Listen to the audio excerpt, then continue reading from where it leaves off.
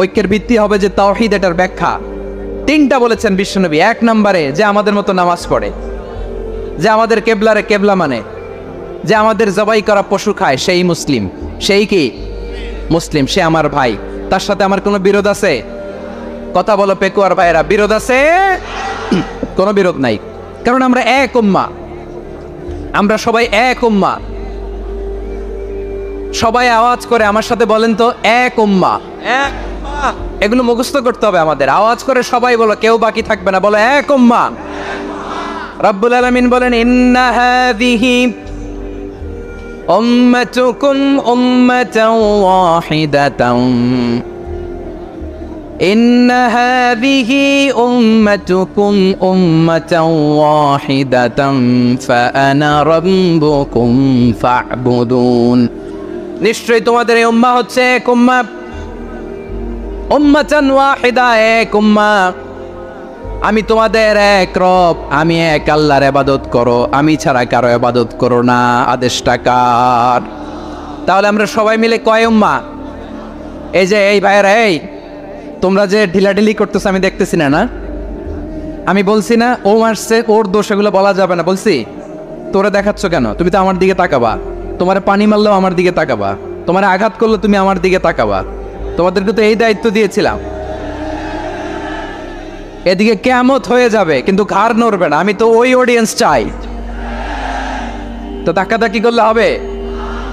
যখন জিজ্ঞেস করব বাঘের মতো উত্তর দিবা, আর বাকি সময় খরগোশের কানের মতো কান খাড়া করে আমার দিকে করে রাখবা। রাজি আছো? তাহলে আমরা সবাই এক উম্মাহ। কয় উম্মাহ? নাকি দুই উম্মাহ? আওয়াজ করে বলো, কয় উম্মাহ? এক উম্মাহ। শুধু এক উম্মাই না, শুধু এক উম্মাই না, শুধু আমরাই না, আমাদের সবার দিন একটা। আওয়াজ করে বলো, কয়টা? বিশ্বনবী বলেন, আল আম্বিয়া ইখওয়াতুন লিআল্লাত, নবীরা হচ্ছে বৈমাত্রেয় ভাইয়ের মতো। উম্মাহাতুহুম শাত্তা ওয়া দীনুহুম ওয়াহিদ, নবীরা হলো বৈমাত্রেয় ভাইয়ের মতো। অর্থাৎ নবীদের মা ভিন্ন, বাবা এক, মানে নবীদের শরীয়ত ভিন্ন কিন্তু দিন একটা। আমাদের দিন কয়টা? আমাদের প্রভু এক, এক নবীর উম্মাত, জীবন বিধান এক, ঐশী বাণী কোরআন। আমাদের প্রভু এক, এক নবীর উম্মাত, জীবন বিধান এক, ঐশী বাণী কোরআন। তবে কেন এক নও হে মুসলমান? এক হও করিয়া ওবান। বাইতুল্লাহ এক, আওয়াজ করে বলো, আমাদের বাইতুল্লাহ কয়টা? বাইতুল্লাহ এক, মদিনা শরীফ এক, উহুদ পাহাড় এক, বদরের মাঠ এক। একটা তো জীবন আর মরণ যে একটাই, একসাথে মিলে মিশে একটাই প্রাণ। তবে কেন এক নও হে মুসলমান? এক হও করিয়া আহ্বান। সবাই মিলে, আমাদের প্রভু এক, জীবন বিধান এক, ঐশী বাণী কোরআন। একসাথে, আমাদের প্রভু এক, জীবন বিধান এক, ঐশী বাণী কোরআন। তবে কেন এক নও হে মুসলমান? এক হও করিয়া আহ্বান। আওয়াজ করে পড়েন আল্লাহু আকবার। আমার কলিজার টুকরা পেকুয়ার ভাইরা, মাশাআল্লাহ এখন অনেক শান্ত হয়েছে। বলেন, আমরা কয় উম্মাহ? এই যে শাহাদাত, সাব্বাবা আঙ্গুলি উপরের দিকে উঁচু করে আওয়াজ করে বলো, আমরা কয় উম্মাহ? আওয়াজ করে বলো, আমরা কয় উম্মাহ? মাশাআল্লাহ, আমরা এক উম্মাহ, এক উম্মাহ আমরা। খবরদার, গোটা বিশ্ব আমাদের এই আঙ্গুলি দেখেছে, আমরা এক উম্মাহ। শুধু আমরা এক উম্মাই না, আমরা এসেছি এক উৎস থেকে। কয় উৎস? ফ্রম অ্যাডাম এন্ড ইভ, আদম এবং হাওয়া, ওনার সন্তান আমরা। তার ছেলে মেয়ে থেকে, তার ছেলে মেয়ে থেকে, তার ছেলে মেয়ে থেকে আমি, তার মানে রাস্তাঘাটে এদিকে সেদিকে যাকেই দেখি সে আমাদের এই বিরাট পরিবারের কেউ না কেউ। চিল্লায় বলেন ঠিক কিনা? এই যে যারা বসে আছে আমরা কোনো না কোনো ভাবে তো আত্মীয়, কি বলেন? কারণ আদি পিতাকে সবাই বলে না, আদি পিতাকে, আদি মাতাকে হাওয়া আলাইহিস সালাম। তার মানে আমরা উম্মাহ এক, আমাদের উৎস মানে এক অরিজিন থেকে আমরা এসেছি। সূরাতুল হুজরাতে আল্লাহ চমৎকার ভাবে বলেছেন। এবং এই আয়াতটা দিয়ে 2022 সালে ফিফা ওয়ার্ল্ড কাপ কাতারে শুরু হয়েছে। দেখেন কাতার কি স্মার্টলি গোটা বিশ্বকে এক উম্মার কনসেপ্ট দিয়েছে। সুবহানাল্লাহ পড়েন। সূরাতুল হুজরাত আল্লাহ বলেন, ইয়া আইয়ুহান নাসু ইন্না খলাকনাকুম মিন যাকারিন ওয়া উনসা وجعلناكم شعوبا وقبائل لتعارفوا إن أكرمكم عند الله أتقاكم إن الله عليم خبير আল্লাহ বলেন, ইয়া আইয়ুহান নাস ইন্না খালাকনাকুম মিন যাকারিন ওয়া উনসা, ও দুনিয়ার মানুষেরা শোনো, তোমাদের সবাইকে সৃষ্টি করেছি এক পুরুষ এক নারী থেকে। আওয়াজ করে বলতে হবে পুরুষটার নাম কি? এবার আওয়াজ করে বলুন নারীটার নাম কি? মিন যাকারিন ওয়া উনসা, এক নারী এক পুরুষ থেকে তৈরি করেছি। যাতে যাতে দলে দলে তোমাদেরকে বিভক্ত করেছি, যাতে একে অপরের সাথে পরিচিত হতে পারো। So may you interact each other. বিভিন্ন দেশে বিভিন্ন দলে তোমাদেরকে বিভক্ত করেছি যাতে ইন্টারাকশন হতে পারে, তাআরুফ হতে পারে। লিতাআরফু, যাতে তাআরুফ হয়, পারস্পরিক পরিচিতি হয়। তাহলে আমাদের অরিজিন এক। এই আয়াতটা যে কত powerful! This verse addresses the entire human being. অনেক আয়াতে আল্লাহ বলে ইয়া আইয়ুহাল্লাযীনা আমানু, ওহে মুমিনরা। অনেক আয়াতে আল্লাহ বলে ওহে মুসল্লিরা, ওহে মুমিনরা, ওহে বিশ্বাসীরা। কিন্তু এখানে আল্লাহ মুমিন মুসল্লি আস্তিক নাস্তিক ভেদে সবাইকে একসাথে অ্যাড্রেস করেছেন। আল্লাহ বলেছেন ইয়া আইয়ুহান নাস, ওহে মানব সকল। He addresses the entire human being regardless the colors, the races, the languages, the ethnicities, and reminded us we all from one origin. চিল্লায় বলেন আল্লাহু আকবার। আল্লাহ বলেন তোমাদের সবাইকে বানিয়েছি এক পিতা আদম, এক মাতা হাওয়া থেকে। দলে দলে গ্রামে গ্রামে ছড়িয়ে দিয়েছি যাতে করে তোমরা পরিচিত হতে পারো।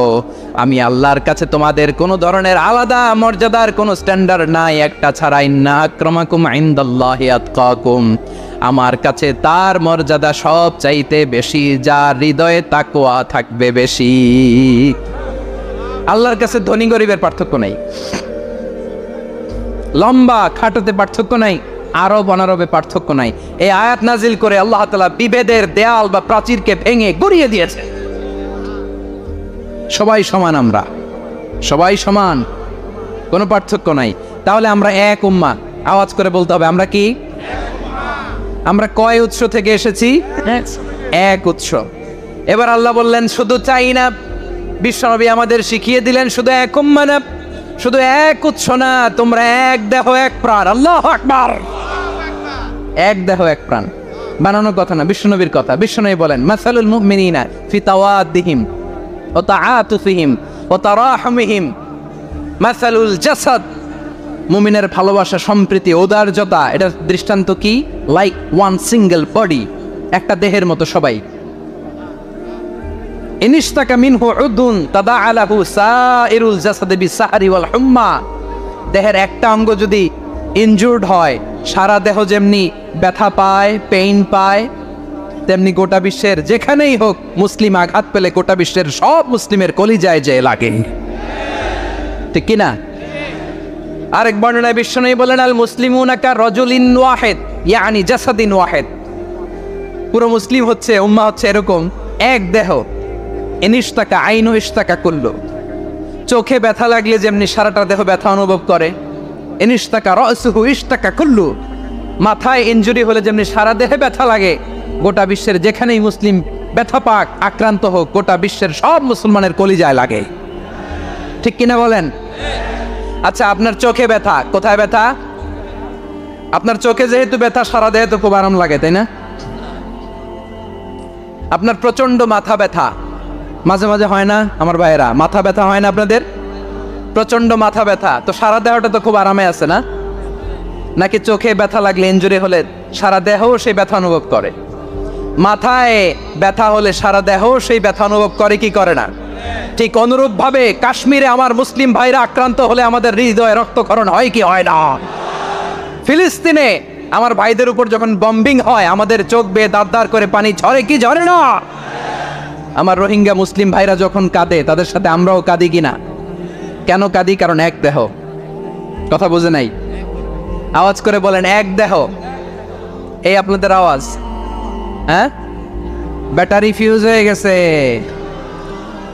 পেকুয়ার পোলাপানদের গলায় আওয়াজ নাই।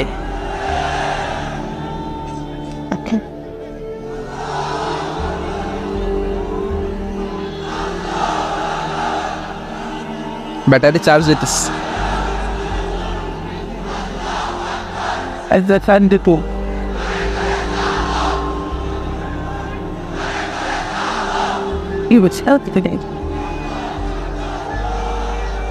মাশাআল্লাহ মাশাআল্লাহ।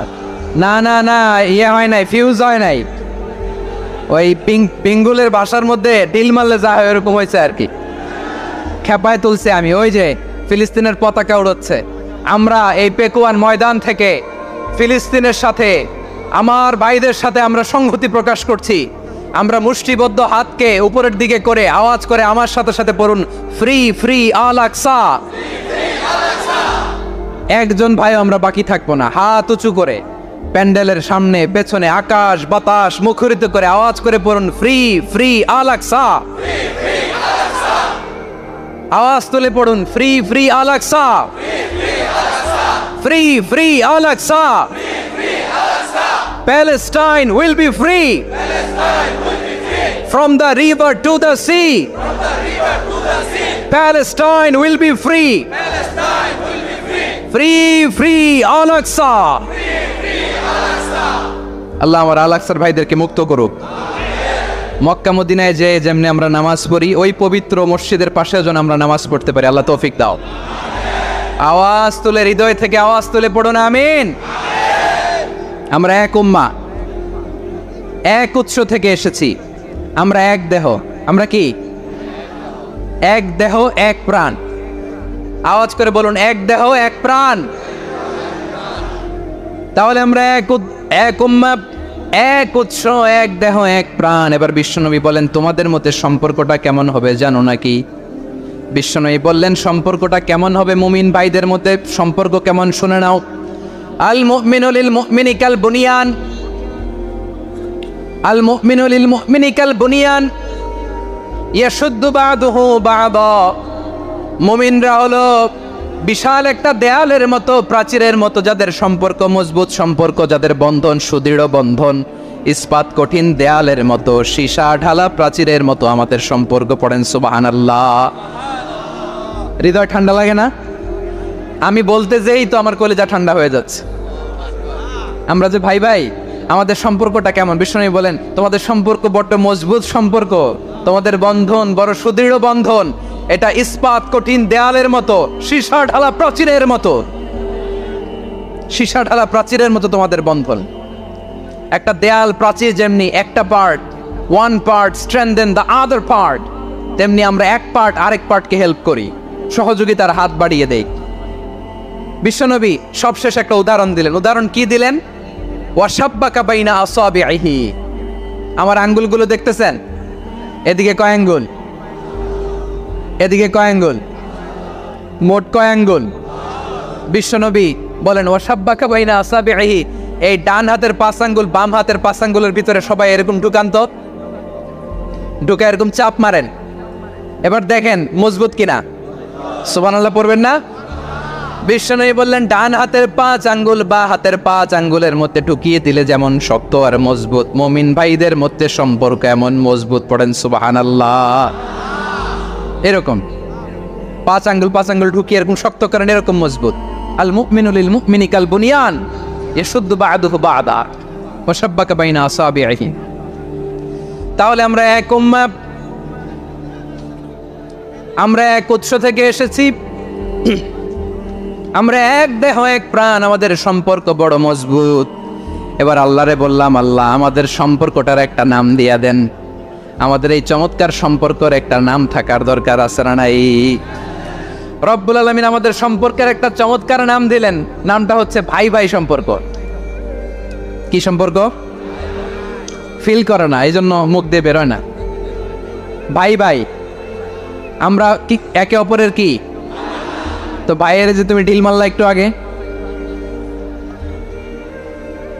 যে ঢিল মারলা, পানি মারলা, আল্লাহ আমাদেরকে তুমি মাফ করো।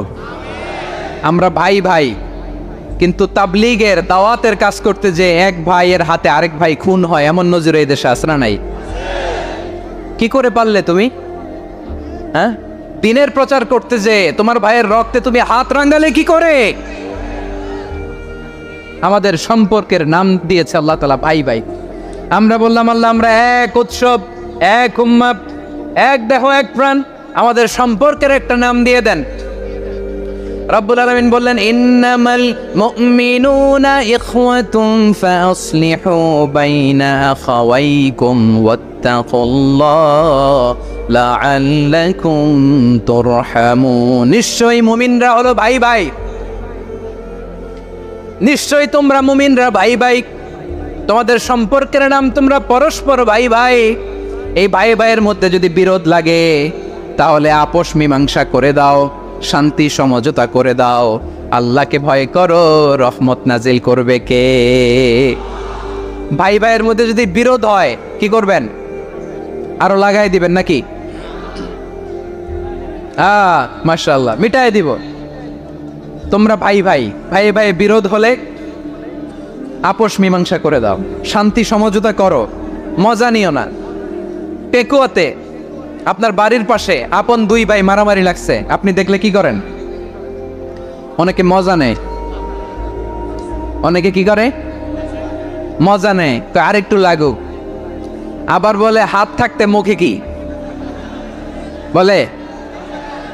কপাল পোড়া, কপাল পোড়া। আফসোস তাদের জন্য, কপাল পোড়া। ভাই ভাই ঝগড়া লাগলে বলবেন যে হাত থাকতে মুখে কি, নাকি? কলিজা কাঁপে না আপনার? আপনি যে মজা নেন, আমরা ভাই ভাই, মজা নেওয়া যাবে না, মিলিয়ে দিতে হবে। খুব শান্ত ছিল, আবার এদিকে ওঠা বসা করতেছে। আমি আর অল্প কয়েক মিনিট নিব, মিস করবেন। ডিস্টার্ব করলে আমার মাথা থেকে পয়েন্ট ছুটে যাবে। আর যদি আল্লাহর কোরআনের দিকে তাকিয়ে আর কয়েকটা মিনিট স্যাক্রিফাইস করতে পারেন, জীবন উজালা করে দিবে কে? আল্লাহর ওয়াস্তে কয়েক মিনিট এভাবে থাকেন। মুমিনদের আল্লাহ একটা সম্পর্ক জুড়ে দিলেন, সম্পর্কের নাম ভাই ভাই। আমরা সবাই কি? আওয়াজ করে বলেন, আমরা সবাই কি? আল উখুয়া, ব্রাদারহুড। সুবহানাল্লাহ, কত চমৎকার ইসলাম আমাদেরকে শিখিয়েছে। ভ্রাতৃত্ব তিন ধরনের। পেকুয়ার ভাইয়ের আওয়াজ করে বলেন, কয় ধরনের? একটা হচ্ছে আল উখুয়া আল ইনসানিয়া, হিউম্যান ব্রাদারহুড, মানবিক দিক থেকে ভাই, যারাই মানুষ তারাই আমার ভাই। পেকুয়ায় হিন্দু পাড়া আছে নাকি? বড়ুয়া পাড়া আছে নাকি? এরাও কিন্তু আমাদের ভাই। এরা কি? কথা কয় না, এরা কি? কোন দিক থেকে? মানবিক দিক থেকে, কারণ তারাও মানুষ, আমরাও এদিক থেকে ভাই। এটাকে বলে হিউম্যান ব্রাদারহুড, আল উখুয়া আল ইনসানিয়া। ভ্রাতৃত্বের আরেকটা রূপ হচ্ছে আল উখুয়া আন নাসাবিয়া, রক্তের সম্পর্কের ভাই, আমার আপন ভাই। তিন নম্বর প্রকার হচ্ছে আল উখুয়া আদ দীনিয়া, দিনী ভাই। এটা নিয়ে কথা বলতেছি আমি, দিনী ভাই। এই যে পেকুয়া, আজকে লক্ষ মানুষের জনসমুদ্র, আমরা একে অপরের কি ভাই? দিনী ভাই। আওয়াজ করে বলেন তো, কি ভাই? এই দিনী ভাই, মানবিক ভাই, রক্তের সম্পর্কের ভাইকেও ছাড়িয়ে যায়। এটা ফিল করতে হবে। পেকুয়ার জেনজি, এ আমার দিনী ভ্রাতৃত্ববোধ। ফিলিস্তিনে বোমা ফুটলে যে আমি তাহাজ্জুদের জায়নামাজে কাঁদি, কাশ্মীরের ভাইরা আক্রান্ত হলে যে আমার বুক ফেটে কান্না আসে, কারণ আমরা দিনী ভাই। আমরা কি ভাই? দিনী ভাই। সম্পর্কের দিক থেকে এটা সবচেয়ে মজবুত, এটা আমাদেরকে ফিল করতে হবে। সম্পর্কের দিক থেকে এটা কি? সবচেয়ে মজবুত, দিনী ভাই। বদরের প্রান্তর, এদিকে কোরাইশরা, এদিকে মুসলিমেরা। কোরাইশের মধ্যে, কোরাইশ গোষ্ঠীর মধ্যে অনেকে আছে বাবা, তার কলিজার টুকরা ছেলে মুসলিম সেনাবাহিনীর দিকে দাঁড়ানো, মুখোমুখি দুইটা ব্যাটালিয়ন সেনাবাহিনী, কুরাইশদের বাহিনী, মুসলিম বাহিনী। কুরাইশদের এখানে বাবা, এইখানে ছেলে, কুরাইশদের এখানে ছেলে, এইখানে বাবা। ইসলাম তাদেরকে পৃথক করেছে। আর মুসলিম সেনাবাহিনীর মধ্যে কেউ কাউরে চিনে না, কেউ আনসার, কেউ মুহাজির, কেউ ছোট, কেউ বড়, কেউ দাস, কেউ মালিক, সব মিলেমিশে একাকার। কিসে তাদেরকে আবদ্ধ করলো? এই দ্বীনি ভ্রাতৃত্ব। চিল্লায় বলো ঠিক কিনা? এজন্য আল্লাহ বলেন, ইন্নামাল মুমিনুনা ইখওয়াতুন ফাসলিহু বাইনা আখাওয়াইকুম ওয়াত্তাকুল্লাহা লাআল্লাকুম তুরহামুন। খবরদার শুনে রেখো, তোমরা মুমিনরা হলো ভাই ভাই, পেকুয়ার ভাইরা। আওয়াজ করে বলো আমরা কি? আরো জোরে বলো আমাদের সম্পর্ক কি? ভাই ভাই সম্পর্ক। ফাসলিহু বাইনা আখাওয়াইকুম। যদি ভাইয়ে ভাইয়ে বিরোধ হয়, মজা নিও না। মুখ থাকতে, হাত থাকতে মুখে কি এমন মন্তব্য করো না, আরো লাগিয়ে দিতে যেও না। মিলিয়ে দাও, শান্তি সমঝোতা করে দাও, কারণ তোমরা সবাই হলে দ্বীনি ভাই। আমরা কি? দ্বীনি ভাই। মিলিয়ে দিবেন। আমার পেকুয়ার ভাইয়েরা, দুইজন ঝগড়া লাগলে মিলিয়ে দিলে যে কত সওয়াব, এটা আমরা অনেকে জানিই না। দুইজন ঝগড়া লাগছে, আচ্ছা আপনাদের কোথাও এলাকায় আগুন লাগলে আপনারা কি ঢালেন? পানি। অনেকে ওই জায়গায় তেল ঢালে। এরকম ডাকাইতেছে না নাই? আগুন নিবানোর জন্য ঢালতে হবে কি? একদল এখানে কি ঢালে? আল্লাহ তাআলা এরকম মাইন্ডসেটের মানসিকতার হওয়া থেকে আমাদেরকে তুমি বাঁচাও। ঝগড়া লাগলে মিলিয়ে দিবেন। কি করবেন? 3 জায়গায় প্রয়োজনে মিথ্যা বলা যায়। কয় জায়গায় মিথ্যা বলতে? তাওরিয়া, মানে কথা একটু ঘুরিয়ে বলবেন। 1 নাম্বার, আপনার ওয়াইফকে খুশি করার জন্য। সে একটু এরকম না বলে একটু কৌশল করে বললে খুশি হবে, ওটা বলা যায়। 2 নাম্বার, জীবন মরণের ব্যাপার, জান বাঁচানোর জন্য একটু কৌশল করে ঘুরিয়ে বললেন, এটা জায়েজ। 3 নাম্বার, দুইজন ঝগড়া লাগছে, তাদেরকে মিলিয়ে দেওয়ার জন্য কৌশল করে একটু মিথ্যা বলা, ঘুরিয়ে বলা জায়েজ। দুইজনের মধ্যে দেখলেন যে সম্পর্ক খারাপ, তো একজনরে বললেন, ভাই সে তো ওই দিন আপনার ব্যাপারে অনেক প্রশংসা। কি আমার ব্যাপারে প্রশংসা? তার সাথে তো আমার মারাত্মক সম্পর্ক। কি বললো? এই বললো আপনি নাকি এই করছেন, ওই করছেন, অনেক প্রশংসা। লোকটার মন খুশি হয়ে যাবে তার ব্যাপারে, ঠিক কিনা? আবার তার সাথে যার ঝগড়া, ওরে যে বলুন, ভাই ওই দিন তো সে আপনার অনেক অ্যাপ্রিসিয়েশন করলো, অনেক। সে তো অবাক, কিরে বলে কি? আমার এই যে দুইজনের ব্যাপারে দুইজনের একটু ভালো ভালো কথা বলে দিচ্ছেন, একদিন দেখবেন রাস্তা দিয়ে হাঁটার সময় একে অপরকে সালাম দিয়ে ফেলছে, সালাম দিয়ে বুকে জড়ায় ধরছে, আছে না নাই? আবার মিলমিশ হয়ে গেছে। কিন্তু আমাদের স্বভাব হইলো, দুই প্রতিবেশী যদি একসাথে বসে একসাথে হাঁটে, দূর থেকে দেখলে আমাদের জলে, আছে না নাই? ঘটনা কি? এই দুইটার মধ্যে এত মিল কে? এই দুইটার মধ্যে গিরিঙ্গি লাগানো যায় কিভাবে? এই বন্ধুত্ব, ফ্রেন্ডশিপ নষ্ট করা যায় কিভাবে? এরকম মানুষের কথা সবার না, আমাদের অনেকের মধ্যে আছে না নাই? আল্লাহর কাছে তওবা করেন, এই মানসিকতার যেন আমরা না হই। আমরা মিলিয়ে দিব।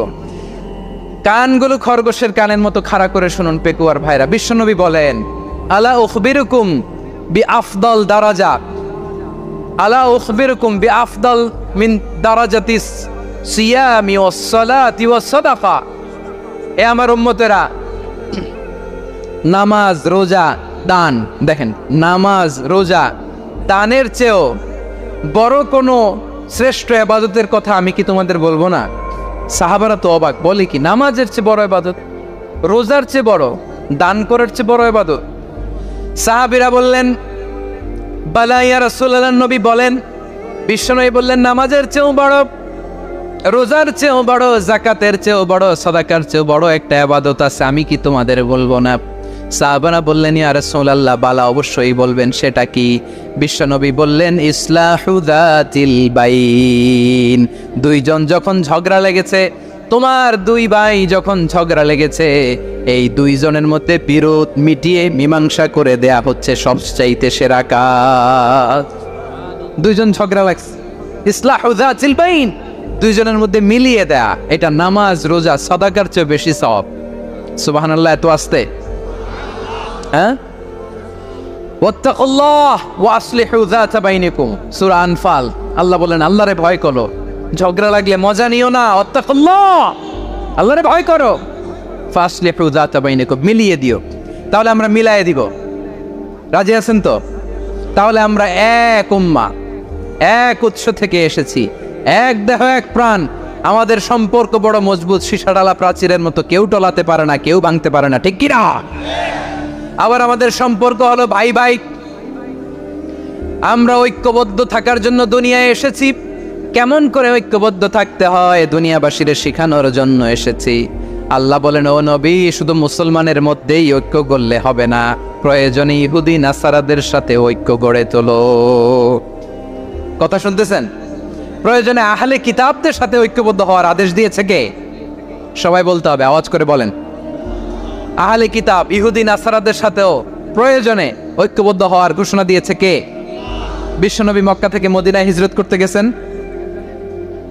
ওখানে ইহুদিদের সাথেও কোয়ালিশন করেছেন। সুবহানাল্লাহ পড়বেন না?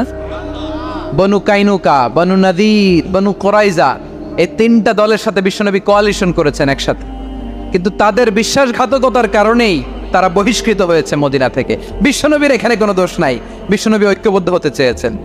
আল্লাহ তাআলা নবীরে বললেন, নবী তুমি তাদেরকে বলো, ও আহলে কিতাবের ভাইয়েরা, ইহুদি নাসারারা, এসো এসো এসো, আমরা এমন একটা বিশ্বাসের প্রশ্নে একত্রিত হই যে বিশ্বাস তোমাদের নবীরাও প্রচার করেছে, যে বিশ্বাস আমিও প্রচার করি, যে বিশ্বাসের কথা তোমাদের পবিত্র ধর্মগ্রন্থগুলোতে রয়েছে, আবার যে বিশ্বাসের কথা আমার কোরআনের মধ্যেও রয়েছে, আসলে ওই কথায় আমরা একত্রিত হই। সুবহানাল্লাহ। তাহলে ভিন্ন ধর্মী তাদের সাথে যখন আমরা ঐক্য করব, কিসের উপর ঐক্য?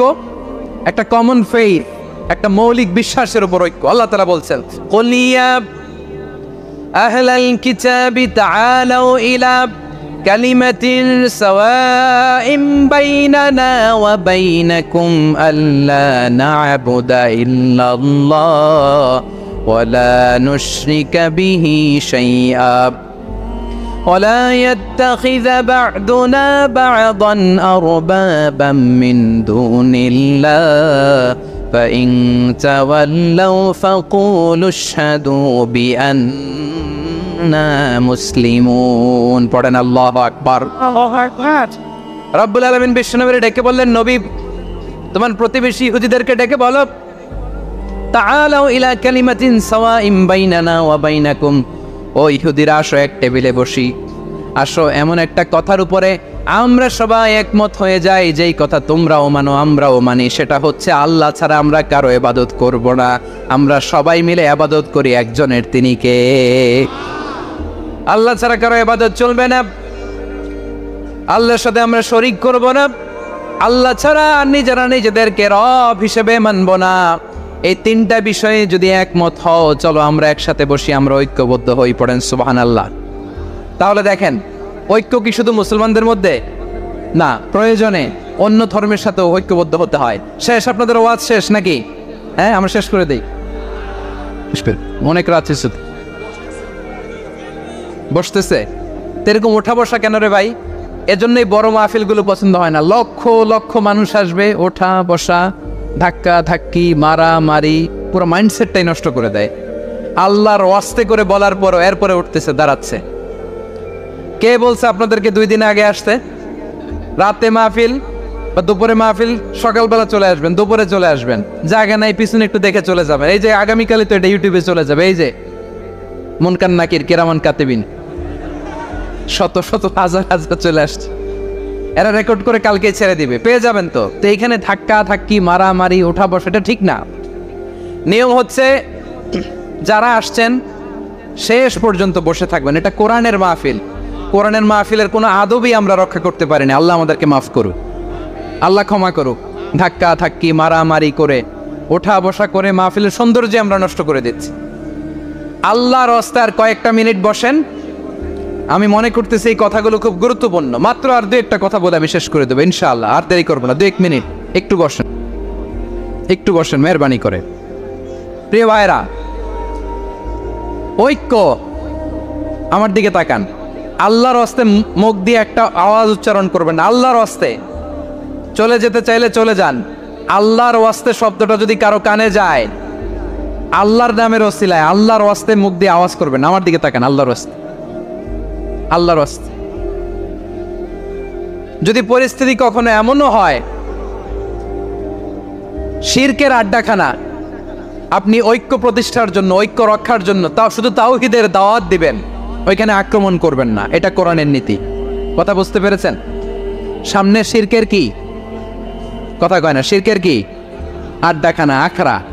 কিন্তু ঐক্য বজায় রাখার জন্য, গৃহযুদ্ধ এড়ানোর জন্য আপনি শুধু এটা যে শিরক, এটা হারাম, এটা থেকে তোমরা বেঁচে থাকো, শুধু দাওয়াত দিবেন, আপনি আক্রমণ করবেন না। এটা কোরআনের বিধান। সুবহানাল্লাহ কইবেন না? তো এই চমৎকার ঘটনাগুলো আপনারা শোনাইতে পারবো এরকম বিশৃঙ্খলা করলে। মূসা আলাইহিস সালাম আল্লাহর সাথে সরাসরি কথা বলতেন। ওয়াকাল্লামাল্লাহু মূসা তাকলিমা। সুবহানাল্লাহ পড়েন, আওয়াজ তুলে সবাই বলেন সুবহানাল্লাহ। এখন বনি ইসরাইল হচ্ছে পৃথিবীর সবচেয়ে গোয়ার জাতি। তারা বলে, মূসা তুমি যে আল্লাহর সাথে কথা বলো আমরা তো দেখি না, তুমি যে কথা বলো আমরা তো শুনি না, তো কি করতে হবে? বনি ইসরাইল বলে, আমাদের মধ্য থেকে 70 জন নিয়ে যাইতে হবে তোর বারে। ওরা আয়েশা যদি কয় হ্যাঁ আমরা শুনছি, তাহলে বিশ্বাস করব। কত বড় ডাকাত দেখছেন বনি ইসরাইল। এদের চেয়ে গোয়ার জাতি নাই। এত গোয়ার তুমি করেছে মুসা আলাইহিস সালামের সাথে। তুমি যে আল্লাহর সাথে কথা বলে আমরা তো দেখি, কি করব? 70 জন আমাদের বন্ধু বান্ধব যে যদি দেখে, তারা বললে ওকে আস, 70 জন আস। 70 জন নিয়ে গেল। মুসা আলাইহিস সালাম হারুন আলাইহিস সালামকে খেলাফা দিয়ে গেলেন, আল্লাহ ওনাকে নবী বানালেন। মুসা আলাইহিস সালাম বললেন, হারুন খবরদার, বনি ইসরাইলের মধ্যে তাওহীদের বাণী প্রচার করবা, ঐক্য ধরে রাখবা, বিচ্ছিন্ন হতে দিবা না। চলে গেছে। এইদিকে বনি ইসরাইলের এক দুষ্ট লোক ছিল, নাম সামিরি। কি নাম? সামিরি। সে সবাই রে বললো তোমাদের স্বর্ণগুলো ফালাও। স্বর্ণগুলো ফেললো, বনি ইসরাইলের স্বর্ণগুলোকে গলিয়ে সে একটা গরুর বাচ্চা বানালো। গোবৎস। কিসের বাচ্চা? দেখেন গরুর পূজা কিভাবে শুরু হয় পৃথিবীতে প্রথম। গোবৎস পূজা, গরুর বাচ্চার পূজা কিভাবে।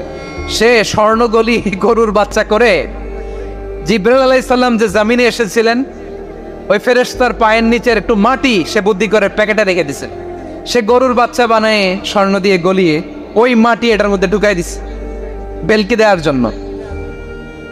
স্বর্ণ দিয়ে বানানো গোবৎস গরুর বাচ্চার গায়ে যখন সেই মাটি ছুঁড়ে দেয়া হলো, এখন পাথরের ভেতর থেকে ভ্যাঁ ভ্যাঁ আওয়াজ আসতেছে। কি আসতেছে? সবাই তো অবাক। সামেরি বলে, আরে তোমরা যে 70 জন দিয়ে মুসা আলাইহিস সালামরে পাঠাইছো, ওইদিকে এত ঘুরতেছে, আল্লাহরে খুঁজে পায় না, আল্লাহ তো এটার ভিতরে ঢুকছে। নাউজুবিল্লাহ বলবেন না? তোমরা যে 70 জন দিয়ে পাঠাইলা, 70 জন নিয়ে মুসা আলাইহিস সালাম খালি ঘুরতেছে, আল্লাহরে পায় না। পাবে কেমনে? আল্লাহ তো নাউজুবিল্লাহ এটার ভিতরে। সেজদা দাও। এই সেজদা দিয়ে গেল। আল্লাহর নবী হারুন আলাইহিস সালাম বললেন, খবরদার, এটা সুস্পষ্ট শিরক। আল্লাহ সব গুনাহ মাফ করে, শিরকের গুনাহ মাফ করে না। খবরদার, তোমরা থামো। কে শোনে কার কথা? এই যে যেমন এখন আমরা, আপনারা আমার কথা শুনতেছেন না? শুনতেছেন? হারুন আলাইহিস সালাম বললেন, খবরদার, এই শিরকি কাজে তোমরা সংযুক্ত হয়ো না। তোমাদেরকে কি মনে নাই আমার ভাই মুসা আলাইহিস সালাম কি বলছে? আল্লাহ শিরক মাফ করে না। খবরদার, শিরক করো না, আল্লাহরে ভয় করো। হারুন আলাইহিস সালাম তাদেরকে বুঝালেন, শিরক করো না, আল্লাহরে ভয় করো। শুধু এতটুকুই তিনি বুঝালেন, দাওয়াতি কাজ পালন করলেন, কিন্তু প্রতিরোধ করেন নাই, সশস্ত্র সংগ্রামে লিপ্ত হন নাই, বাধা দেন নাই। কারণ গৃহযুদ্ধ বেঁধে যেতে পারে। উনি ভাবলেন, আমি যদি আমার বাহিনী নিয়ে দাওয়াত দেওয়ার সাথে সাথে প্রতিরোধ করি, আক্রমণ করি, ওরাও আমারে আক্রমণ করবে, ব্লাডশিড হবে, রক্তপাত। এমন অবস্থা হবে বনি ইসরায়েলের মধ্যে, যেটা হয়তো আমার ভাই মুসাও কন্ট্রোল করতে পারবে না। সুবহানাল্লাহ কইবেন না? এক একজন নবীকে আল্লাহ তাআলা কি ইন্টেলেক্ট দিয়ে পাঠিয়েছেন। তিনি ভাবলেন, আমি দাওয়াতি কাজটাই করি, এটা যে হারাম এটা থেকে শুধু বারণ করি, কিন্তু প্রতিরোধ না করি। আমি যদি ঐক্য ধরে রাখতে পারি, বাকিটা আমার ভাই সামলে নেবে। সুবহানাল্লাহ। হারুন আলাইহিস সালাম প্রতিরোধ করলেন না। বনি ইসরায়েলের মধ্যে গৃহযুদ্ধ বেঁধে যাওয়ার আশঙ্কায় প্রতিরোধ করলেন না, আক্রমণ করলেন না, শুধু দাওয়াত দিলেন। ইন দ্য মিন টাইম মুসা আলাইহিস সালাম আল্লাহর সাথে কথা বলে যখন ফিরে আসলেন, দেখলেন বনি ইসরায়েলের অধিকাংশ লোক মুশরিক হয়ে গেছে। মুশরিক হয়ে গেছে। মুসা আলাইহিস সালাম রেগে গেলেন। রেগে প্রথমে বনি ইসরায়েলদেরকে অ্যাটাক না করে ভাইয়ের দাড়ি ধরলেন। হারুন আলাইহিস সালামের দাড়ি আর চুল। মেজাজি নবী ছিলেন। হারুন, তুমি কি করলা? তোমার কি দায়িত্ব দিয়ে গেলাম, তুমি কি করলা? তুমি থাকতে বনি ইসরায়েল কেমন করে শিরকের কাজে নিমজ্জিত হয়ে যায়? সাইয়েদনা হারুন আলাইহিস সালাম বললেন, ইন্নী, কোরআন সাক্ষী, কোরআন থেকে কোট করছি, ইন্নী خشيت أن تقول فرقت بين بني إسرائيل ولم ترقب قولي ও আমার ভাই, আমার দাড়ি ধরবেন না, আমার মারবেন না। আমি ভয় করেছি, আমি ভয় পেয়েছি, না জানি আপনি বলেন তুমি কেন খশিতু আন তাকুলা ফাররাকতা বাইনা বানি ইসরাইল, আপনি এসে আমারে যদি বলেন তুমি কেন ঐক্য ধরে রাখলে না, কেন মারামারি হলো, কেন রক্তপাত হলো, তোমার কি এই দায়িত্ব আমি দিয়েছিলাম? আমার কথার দিকে কি তুমি ভ্রুক্ষেপ করো নাই? আমি যে বলছি তাওহীদের বাণী প্রচার করবা আর ঐক্য ধরে রাখবা, আমার কথা কি শোনো নাই? আপনি আমারে ধমকাবেন, এই জন্য আমি প্রতিরোধ করি নাই, আক্রমণ করি নাই, গৃহযুদ্ধ আটকানোর জন্য কিন্তু আমি দাওয়াত দিয়েছি। সুবহানাল্লাহ পড়েন। ঐক্য ধরে রেখেছেন। মুসা আলাইহিস সালাম মুহূর্তেই সামিরীকে আক্রমণ করলেন, অ্যাটাক করলেন, শাস্তি দিলেন। মুহূর্তেই ওই গোবৎস গরুর বাছুরকে ভেঙে চুড়ে মেসাকার করে সাগরের মধ্যে ভাসিয়ে দিলেন। পুরো বনি ইসরায়েলকে আবার তাওহীদের উপর প্রতিষ্ঠিত করলেন। পড়েন সুবহানাল্লাহ। এই ঘটনা থেকে শিক্ষা কি?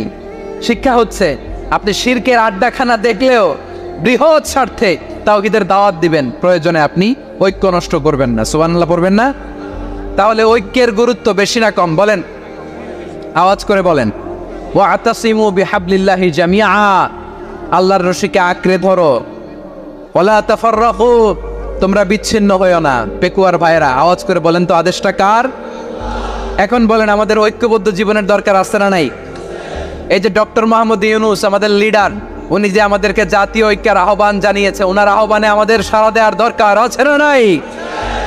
রাজনীতিবিদদের যে ডাকছে, খুশি লাগে নাই আপনার? আলেমদের ডাকছে, খুশি লাগে নাই? আলহামদুলিল্লাহ বলবেন না? আলহামদুলিল্লাহ, সবাইকে ডেকেছে, ঐক্যবদ্ধ করেছে। আমরা ঐক্যবদ্ধ থাকতে চাই, আমরা ঐক্যবদ্ধ জীবন চাই, আমরা আর কাদা ছড়াছড়ি করতে চাই না। রাজি আছেন সবাই? এখন আমরা যদি ঐক্য নষ্ট করি, আমাদের কি কি সমস্যা, কি ক্ষতি, কি কুফল? অনৈক্যের কুফল কি? কয়েকটা কুফলের কথা বলে শেষ করবো। প্রিয় ভাইরা, what are the drawbacks and disadvantages of division, social and political division in the society, disunity? আমরা যদি বিচ্ছিন্ন হই, একে অপরের যদি মারামারি করি, একজন যদি আরেকজনের কাফের ফতোয়া দেয়, আমাদের কি ক্ষতি? শুনবেন? কথা কয় না, শুনবেন? এক নাম্বার ক্ষতি হচ্ছে, আমরা যদি বিচ্ছিন্ন হই, আমাদের শক্তি কমে যাবে, আমাদের পাওয়ার আমরা হারাবো। আমাদের কি হারাবো? পাওয়ার। মনে রাখবেন, যখন আমি একা থাকি তখন আমি ব্যক্তি, যখন আমরা সবাই মিলি তখন আমরা শক্তি। এই শক্তি নিয়ে আমাদের সামনে এগিয়ে যাওয়ার দরকার আছে না নাই? তাহলে আমরা যদি নিজেরা বিরোধে লিপ্ত হই, আমাদের ক্ষমতা, পাওয়ার ছুটে যাবে। আমরা এই পাওয়ার হারাতে চাই না, ঠিক কিনা বলেন? রব্বুল আলামিন ঠিক তাই বললেন। রব্বুল আলামিন বললেন, খবরদার, وَأَطِيعُوا اللَّهَ وَرَسُولَهُ وَلَا تَنَازَعُوا فَتَفْشَلُوا وَتَذْهَبَ رِيحُكُمْ وَاصْبِرُوا إِنَّ اللَّهَ مَعَ الصَّابِرِينَ। আল্লাহর আনুগত্য করো, নবীর আনুগত্য করো, কিন্তু খবরদার নিজেরা বিরোধে লিপ্ত হয়ো না, নিজেরা মারামারি করো না, তাহলে তোমাদের শক্তি কমায় দিবে কে? ফাতাফশালু, তোমরা সাহস হারাবা, ওয়া তাযহাবা রিহুকুম, তোমাদের শক্তি কমে যাবে, পাওয়ার কমে যাবে। তাহলে আমরা যদি নিজেরা মারামারি করি, আমরা নিজেরা যদি বিচ্ছিন্নতায় লিপ্ত হই, আমরা যদি মতানৈক্য করি, তাহলে আমাদের শক্তি কমে যাবে, ঠিক কিনা? আমরা শক্তি কমাবো। আচ্ছা, ছোট্ট একটা বাঁশের কঞ্চি যদি আপনারা দেয়, পায়ের মধ্যে ধাক্কা দিয়ে ভাঙতে পারবেন না? এরকম বাঁশের কঞ্চি যদি 20টা একসাথে জোড়া লাগায় দেয়, ভাঙতে পারবেন? কথা বোঝে নাই মনে হয়। চিকন একটা বাঁশের কঞ্চি দিলে ভাঙা যাবে না? এরকম চিকনই 20টা বাঁশের কঞ্চি একসাথে লাগাই দিলে ভাঙতে পারবেন? কারণ যখন আমি একা থাকি তখন আমি ব্যক্তি, যখন আমরা সবাই মিলি তখন আমরা শক্তি। আমরা যেন শক্তি না হারাই। আমরা বিরোধে লিপ্ত হলে আমাদের শক্তি কমে যাবে। এই হচ্ছে 1 নম্বর ডিসঅ্যাডভান্টেজ। 2 নম্বর ডিসঅ্যাডভান্টেজ হচ্ছে, আমরা নিজেরা বিরোধে লিপ্ত হলে অন্যরা আমাদের মাথায় কাঁঠাল ভেঙে খাইতে সুবিধা হয়। কথা বোঝেন নাই?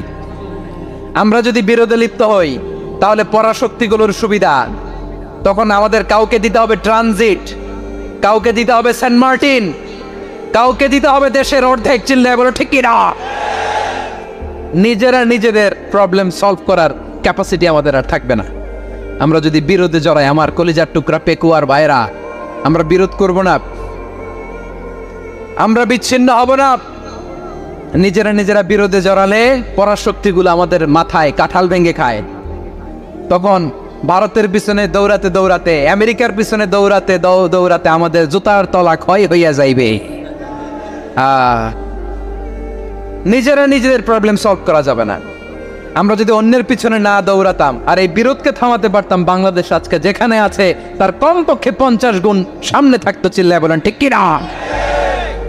তাহলে 1 নম্বর ক্ষতি হচ্ছে আমাদের পাওয়ার লেস হয়ে যায়, আমরা দুর্বল হই যদি আমরা বিরোধ করি। 2 নম্বর হচ্ছে পরাশক্তিগুলোর সুবিধা নেয়। 3 নম্বর হচ্ছে আমাদের উন্নয়ন, দেশের উন্নতি, অগ্রগতি এটা স্থবির হয়ে যায়, এটা বাধাগ্রস্ত হয়। প্রিয় ভাইয়ের, ইউনিটি, ঐক্য হচ্ছে একটা দেশের উন্নয়নের মূল ভিত্তি।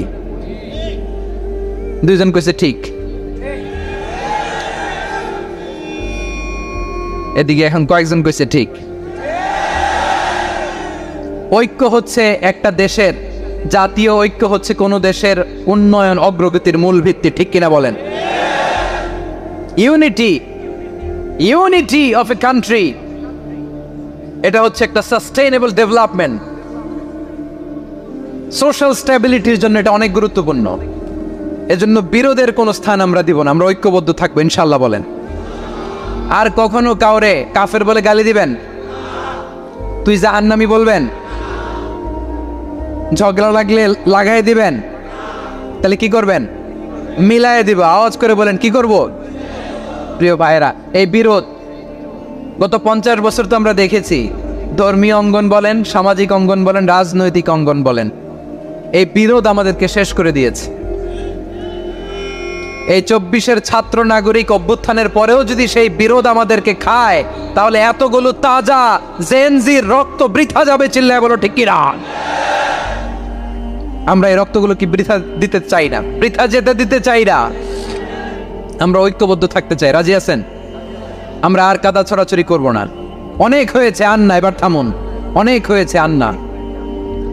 প্রথমেই আমি এদেশের সম্মানিত আলেম সমাজকে বিনয়ের সাথে অনুরোধ করব, আসুন আমরা ঐক্যবদ্ধ হই। আজকের এই পেকুয়ার ঐতিহাসিক তাফসিরুল কোরআনের প্রোগ্রাম থেকে আমি সম্মানিত আমার মাথার তাজ ওলামাদেরকে জাতীয় ঐক্যের আহ্বান জানাই। পেকুয়ার এই ঐতিহাসিক তাফসিরুল কোরআনের প্রোগ্রাম থেকে আমি আমার সম্মানিত রাজনৈতিক ব্যক্তিবর্গদেরকে জাতীয় ঐক্যের আহ্বান জানাই। অনেক হয়েছে আন্না। আধিপত্যবাদকে রুখে দিতে হলে, বাংলাদেশের বিরুদ্ধে যে কোনো ধরনের ষড়যন্ত্রকে রুখে দিতে হলে জাতীয় ঐক্যের কোনো বিকল্প নাই। চিল্লায় বলো ঠিক কি না?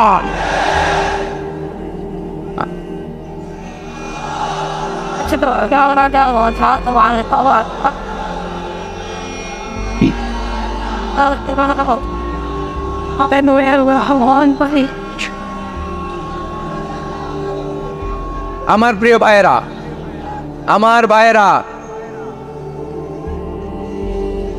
আর কাদা ছড়াছড়ি করব না ইনশাআল্লাহ বলেন। আল্লাহুম্মা ফারশাদ, আল্লাহ তুমি সাক্ষী থাকো, আল্লাহ তুমি তৌফিক দাও। আওয়াজ করে পড়েন আমিন।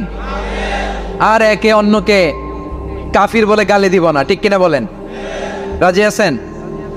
ধ্বংস করে দিয়েছে আমরা আমাদেরকে। আপনারা হালাকু খানের নাম শুনেছেন? মঙ্গল অধিপতি হালাকু খান বাগদাদের আমাদের বিশাল দারুল হিকমা লাইব্রেরিকে ধ্বংস করেছে। 10 লক্ষ মুসলমানদেরকে কচুকাটা করে গণহত্যা করেছে। জানেন, আমাদের সভ্যতা সূতিকাগারের কেন্দ্রবিন্দু ছিল বাগদাদ। ইরাকের বাগদাদে যেদিন সে রক্ত নিয়ে হোলি খেলা করে, রক্তের হোলি খেলা যেদিন হয়, ওই দিনও বাগদাদে বাহাস চলতেছিল। আমাদের বাহাস কি চলতেছিল? আপনাদের এলাকায় বাহাস আছে? এই প্রচলিত বাংলাদেশে যে বাহাস, এটার সাথে ইসলামের কোনো সম্পর্ক আছে? এই পর্যন্ত বাহাসের পরে পরাজয় বরণ করছে এরকম কোন দল আপনারা পাইছেন? আমি পাই নাই। প্রত্যেক দলই বাহাসের পরে সংবাদ সম্মেলন করে বলে আমরা জয়লাভ করিয়াছি, ওনারা পালাইয়া চলিয়া গিয়াছেন। আছে না নাই?